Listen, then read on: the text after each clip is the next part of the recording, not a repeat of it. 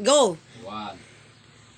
1, 2. Sige na, Carl. Go na, Carl. Good morning, guys. Nagka-mood po today, guys. Ang special son ko na si Carl. At today naman ay walang pasok ang kanyang papa. So, nag-exercise sila, guys. Ganyan sila, guys. Oh, tingnan nyo, guys, si Carl. Kapag wala yung tantrums, guys, ganyan yung anak ko na yan. Mabait siya. At lalo na kung tahimik ang kapaligiran.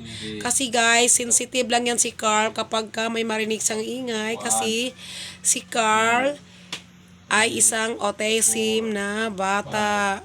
Oh. Go, Carl! 1 minute lang po tayo. Pagalitan tayo ni Sir Meta.